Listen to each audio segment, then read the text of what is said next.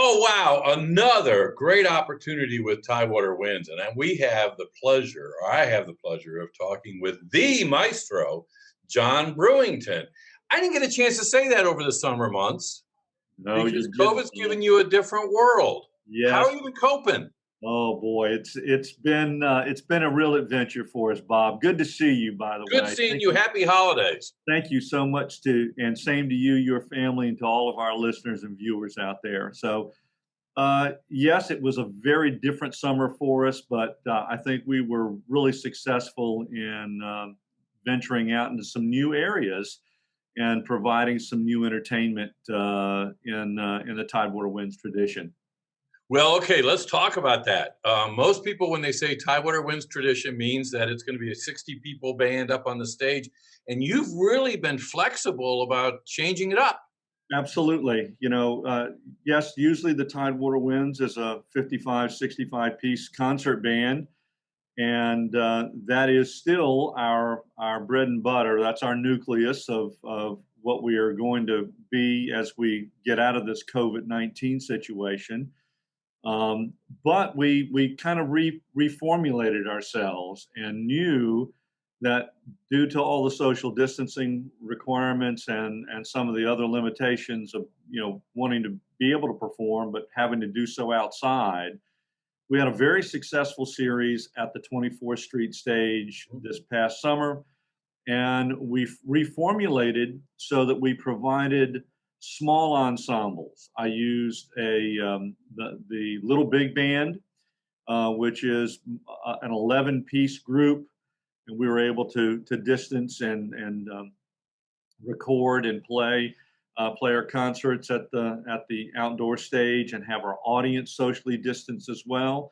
It looked like from the stage, it looked like they were sitting in crop circles out there on the lawn. But Right. it was really well attended, both in person and virtually.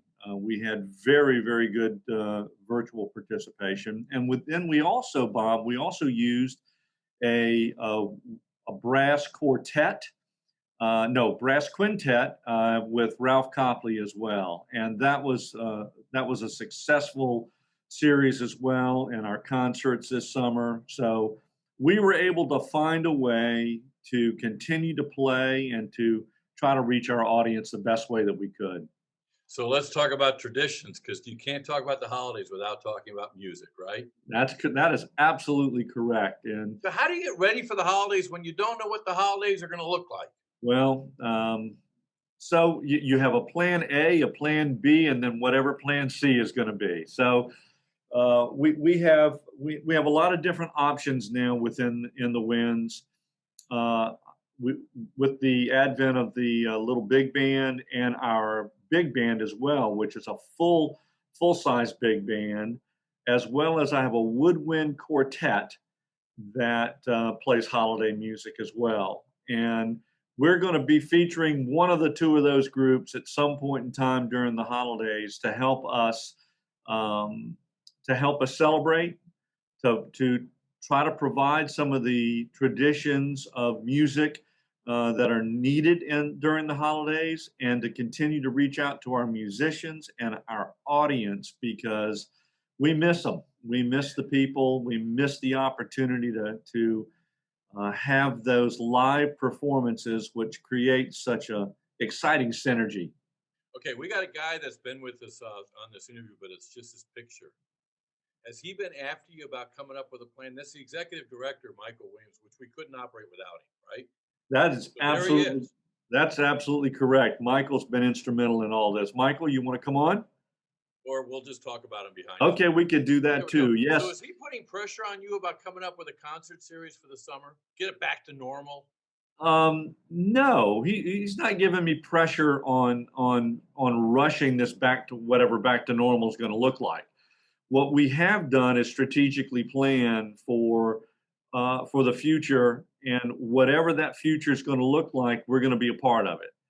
Yep. Be it through our participation in the evolution of small ensembles, both in the woodwind, brass, jazz genre, smaller concert band performances. We have a plan to get started maybe with a concert family series that would have a reduced instrumentation and will still allow us to socially distance and play outside, et cetera, depending upon what the health metrics are as we go forward. So um, the future is now, and the future is now for us in that we are embracing this situation, being safe, but also trying to find ways for our musicians to get to play with one another and for us to continue to reach out to our audience who we miss terribly.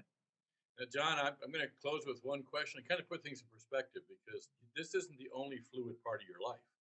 You're involved with the Virginia Beach school system. So on one day, off the other, what's the governor going to say? What's the superintendent? Right? I mean, it's crazy, crazy time. It has been, and in my role as performing arts coordinator for Virginia Beach City Public Schools, it feels like we've been playing the hokey pokey.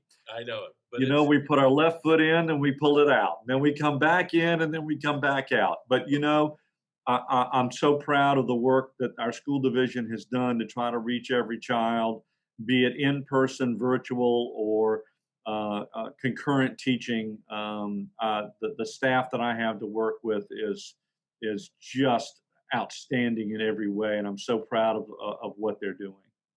Little inside scoop, I hear you've used this time to lose some weight. Say that again. You've used this time to lose some weight. So that is absolutely true. So the next time we see you in your rear end profile, it'll look different. You'll see less of me. Yes. Okay. We talk about tradition now. There is one couple that I know that are bringing some stability to this crazy, crazy world. And I understand they're right next to Michael. What are we hearing here? I hear something. Oh, I see the two of you together, and oh my gosh! So who are you guys? How do I address you? Well, of course, I'm Santa Claus, and you're the big guy. This is the beautiful Mrs. Claus. Hello. Hello there. So is it Mrs. Claus and Santa? Well, Santa has a nickname for me, and my nickname is Sparkles.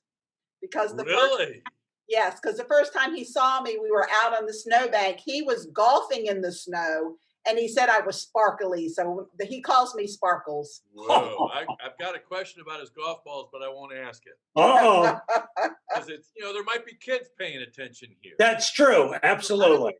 How did that romance go? Well, we've been together forever, years and years, and it's still like yesterday. Mrs. Claus, my wife just said that to me last night. We've been together forever. But you guys really mean it. We do. So let me ask you, we were talking Tidewater Winds and the tradition of music at the holidays. Do you ever get sick of hearing Jingle Bells and all those classic songs? Oh, no. We love them. In fact, when I go over to the workshop, the Jingle Bells is what the elves like to play more than anything because it keeps them going and going. But Mrs. Claus there we go, like the Energizer. Exactly. Mrs. Claus will change up the genre. There are rock jingle bells. There's country jingle bells. There's lots of different ways of hearing the music. So instead of hearing them in the same genre, I change it up so I can hear it in lots of different ways. Well, we've got the master maestro with us, and I bet you if you put a request in, he could do a new arrangement for next Christmas. Well, I like that. I understand you have plenty of time. It's kind of different down there now. Yes, it is. It's a little slow right now, but we're filling the time with doing some great projects. And I would love to work on a project for you, Santa and Mrs. Claus. It'd be fantastic. And thank you.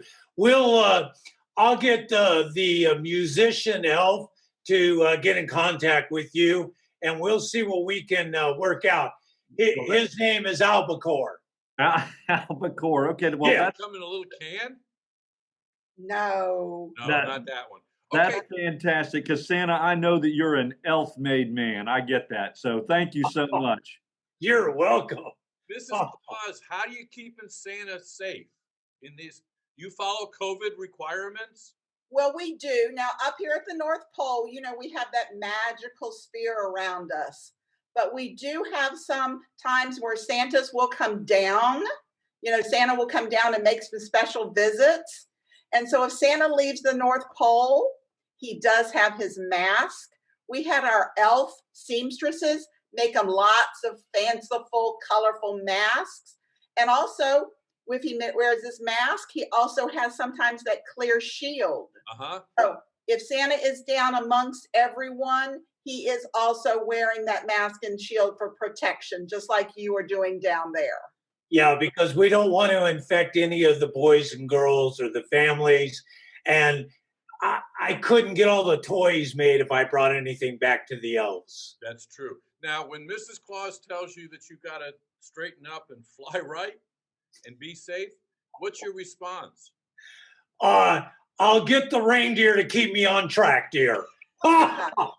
Or also known as yes, dear. Oh, There we go. Oh, is that how you're supposed to do it? Yes, well- dear. yeah, yes, dear, and I have the key to the cookie cabinet. Uh-huh. Oh, Well, let's talk about cookies. I mean, Well, Mrs. Claus is in charge of the bakery. So yeah. we've got that special key that locks it up, but sometimes he takes it off of my key ring. Just yesterday, I went into the cookie closet and it's empty again, and we have just finished filling it up. So Santa, yes, dear. yes, dear. How many breaks do the elves get each day? Oh, about 4 or 5. Okay, 4 or 5 breaks. Yeah, And how many cookies do they eat at each break? 5 or 6. Oh dear. Okay, so I only baked for 2 breaks a day and then 3 cookies along with their hot cocoa.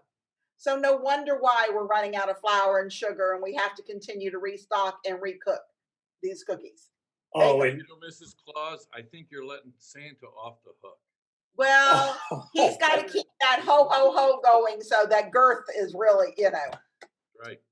I think he could take some lessons from Maestro Brewington. yes, I heard that. Well, during the off season, now he needs that extra girth in order to, when he goes through all the time zones and through the continuum, it gets cold up there. So I give him a little extra during this season. But then after the season, he does, we have that elliptical or whatever y'all call it that helps him get some exercise. Yeah, Let me put that down in the book. It's going on the list, so we better close this interview out. Uh-huh. It's BOBBATCHER. Top of the Yeah, album. we have it. You talk about Got his it all cookies, right. he's going to put you on the naughty list. Well, That I was tell you on that what, need attention list. do you have a final word for our masses out there?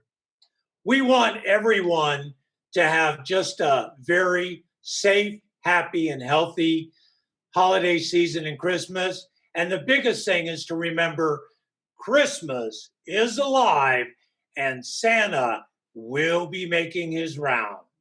And we enjoy everyone. We look forward to all the opportunities we get to see everyone. And for Maestro, we love that music. Please keep playing. Thank you, Santa. Appreciate that so much. Thank you, Mrs. Claus. And I just have one message for you. I want you to know that I've been good all year, no matter what the evidence might suggest. Oh, I still have the book. And I'm going to close out just by saying my lesson learned today. Yes, dear. Yes, dear. Happy holidays, everybody. Merry Christmas. Merry Christmas.